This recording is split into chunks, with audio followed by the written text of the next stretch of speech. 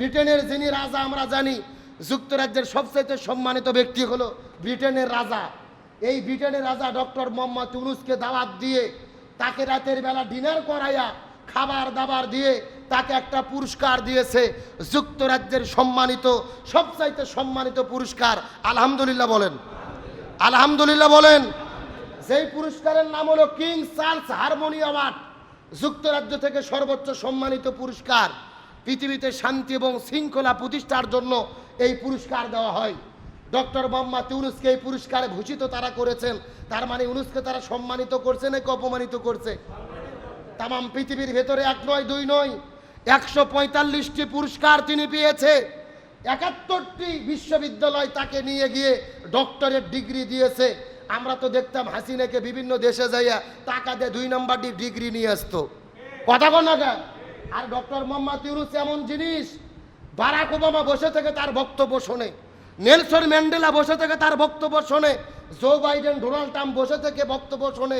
Doctor Yunus sir হয়ে lecture দেয়, এরা ছাত্র হয়ে বসে থেকে তার বক্তব্য শোনে। আলহামদুলিল্লাহ বলবেন না? ও যেন তেন লোক নয়, ও শুধু বাংলাদেশের নেতা না, ও হলো বিশ্ব লিডার।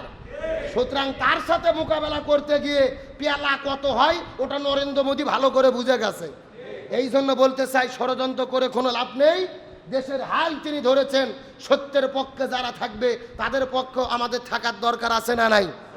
আমরা বাংলাদেশ আমরা জানি কিছুটা বিশৃঙ্খলা আমাদের মধ্যে তৈরি হয়েছে, বিভিন্ন দলে বিদলে আমরা বিভক্ত হতে শুরু করেছিলাম।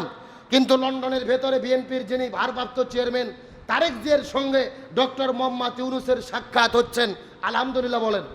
আমরা আশা করি এই সাক্ষাতের মাধ্যমে গণতন্ত্রের পূর্ণ উদ্ধার হবে, দেশের বিভেদ নষ্ট হয়ে বিভেদ তৈরি হয়েছিল সেটা বন্ধ হবে, জাতীয় ঐক্য গঠন হবে। আমরা বিভেদ চাই না, ঐক্য চাই, ঐক্যবদ্ধ মাধ্যমে আমরা দেশটাকে গড়তে চাই ইনশা। আরো জোরে বলেন ইনশা। আজকে পুরো দেশের মানুষ তাকিয়ে আছে যে ডক্টর ইউনূস আর তারেক জিয়ার কি মিটিং হয়, কি সিদ্ধান্ত হয়। আমরা বিশ্বাস করি তারেক জিয়া এবং ডক্টর ইউনূস দেশের জন্য কল্যাণকর সিদ্ধান্ত নেবে। আল্লাহ কবুল করুক, আমিন বলেন। এবং এই জন্য প্রশংসা পাওয়ার দাবিদার ম্যাডাম খালেদা জিয়া। তার কারণ তিনি বলেছেন বিএনপির নেতাদেরকে, ডক্টর ইউনূসের বিরুদ্ধে লাগো না, যদি তোমাদের কোনো চাওয়া থাকে তার সাথে আলোচনা করো, ঝগড়া করে কোনো লাভ নাই, তার সঙ্গে আপোষে কাজ করতে হবে। আল্লাহ আকবার বলেন। তাকে বলা হয় দেশনেত্রী। তিনি আসলে দেশের মানুষের কষ্ট বোঝে, ব্যথা বোঝে, মানুষের মনের কথা বোঝে, এটাই হলো তার প্রমাণ। ভালো করে বোঝার চেষ্টা করেন। আমরা পরিষ্কার করে বলি, এই যে দেশের জন্য ডক্টর ইউনূস ক্ষমতা গ্রহণ করেছে, ইউনূস না হয়ে যদি অন্য কেউ ক্ষমতা নিত, এতদিন ভারত ষড়যন্ত্র করে ক্ষমতার থেকে নামাই দিয়ে সেনাবাহিনীদেরকে দিয়ে দেশে ক্ষমতা নিয়ে নিত। কিন্তু শুধু ডক্টর ইউনূসের জন্য এটা করতে পারেনি। সুতরাং খালেদা জিয়াকে ধন্যবাদ দেই, সেলুট দেই। জনগণের পাল্স বুঝতে পেরেছে, তারেক জিয়াকে সিদ্ধান্ত দিয়েছে।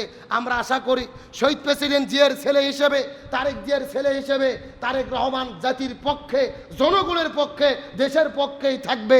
সংকট দূর হবে, বাংলাদেশে ভবিষ্যৎ প্রজন্ম শান্তিপূর্ণ কল্যাণকামী একটা দেশ গঠন হবে ইনশা।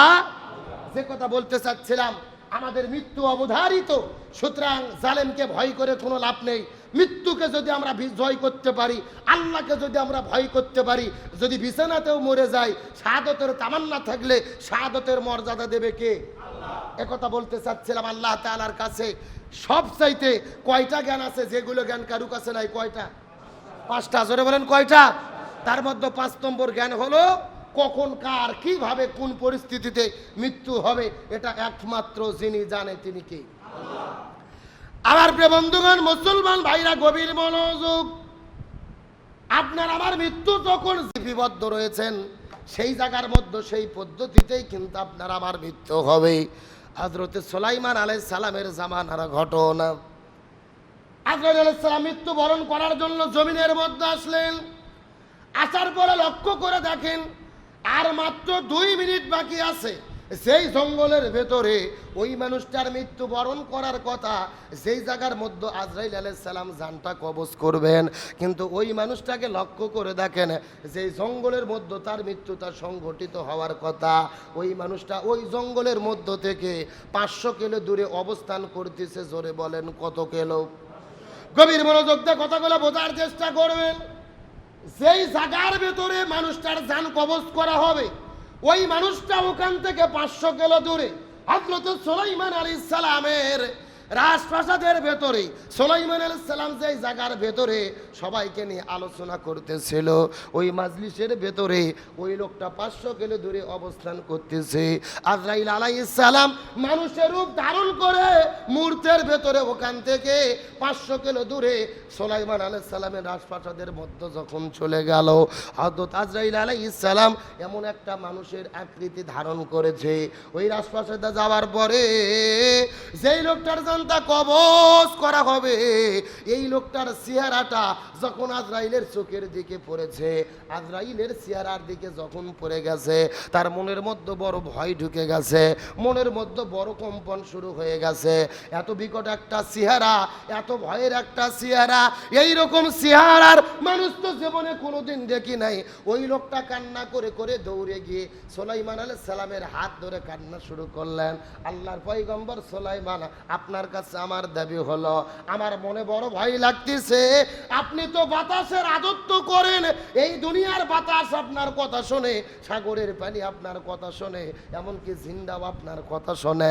আমার মনে বড় ভয় হয়, একটা মানুষকে দেখার পরে আমার মনে বড় ভয় ঢুকেছে।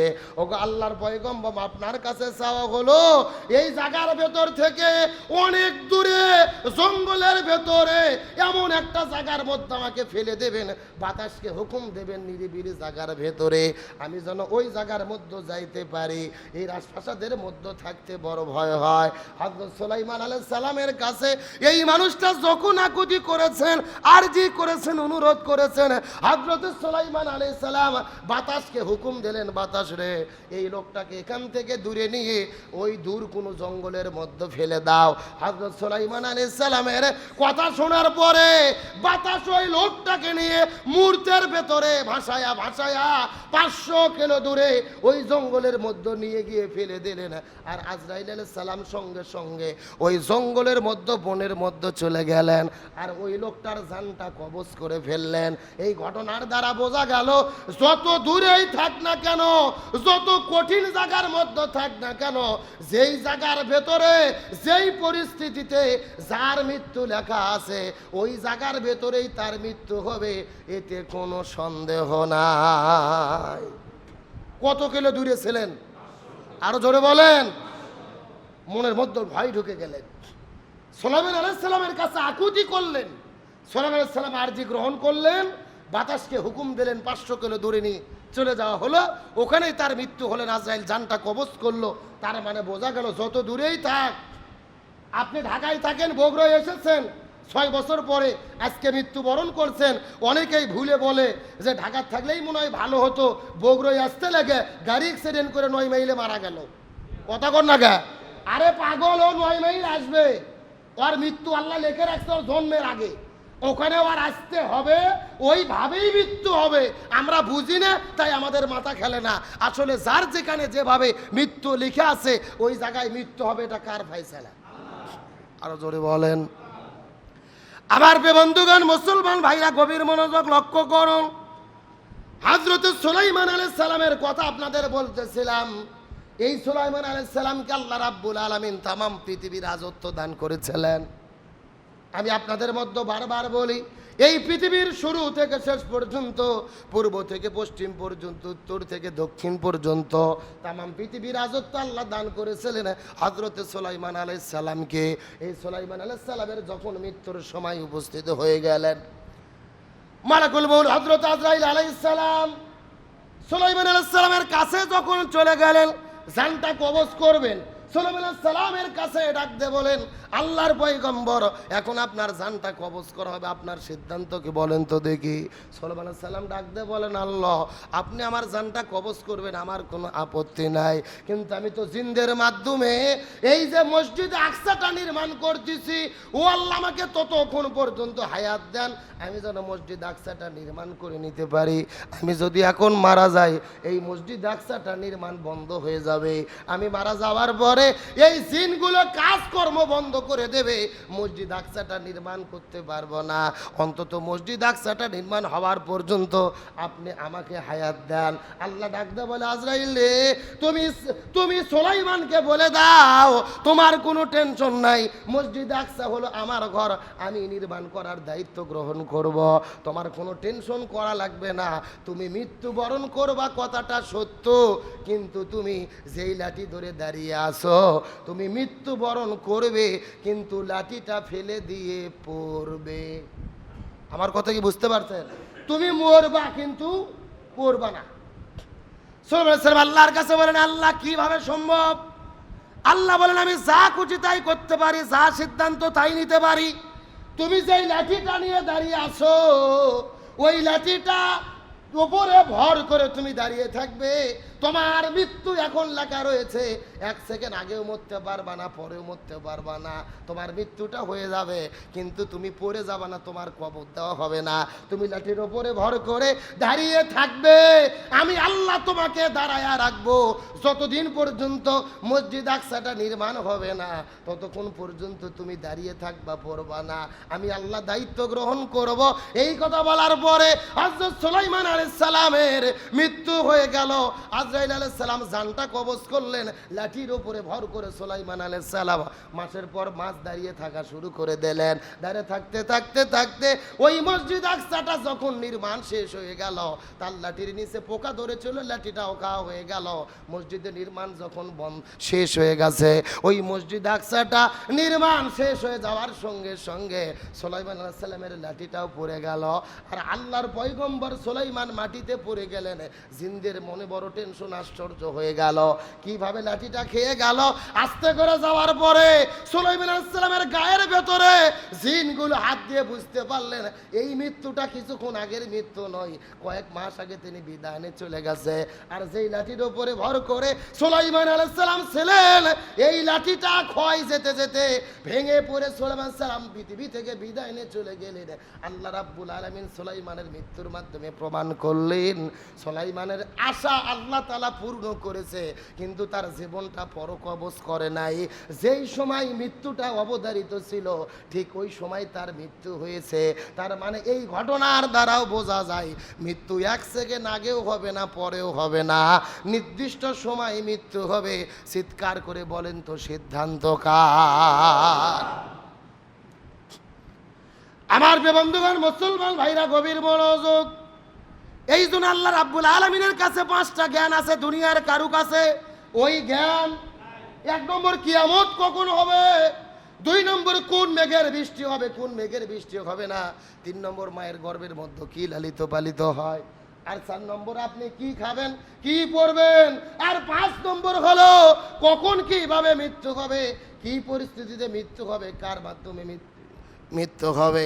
এটা আমার আল্লাহ তাআলার কাছে সিদ্ধান্ত জানা আছে।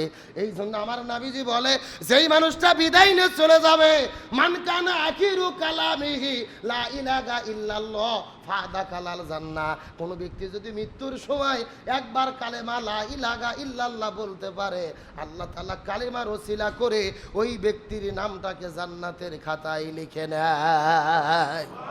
আর একটু জোরে বলেন না। মান কানা আখিরু কালামিহি লা ইলাহা ইল্লাল্লাহ ফাদাখালাল জান্নাহ। যারা কালেমা পড়তে পড়তে পৃথিবী থেকে বিদায় নিয়ে চলে যায়, আল্লাহ তাআলা তাদের নামটা জান্নাতের খাতায় লিখে নেয়। বলেন সুবহানাল্লাহ।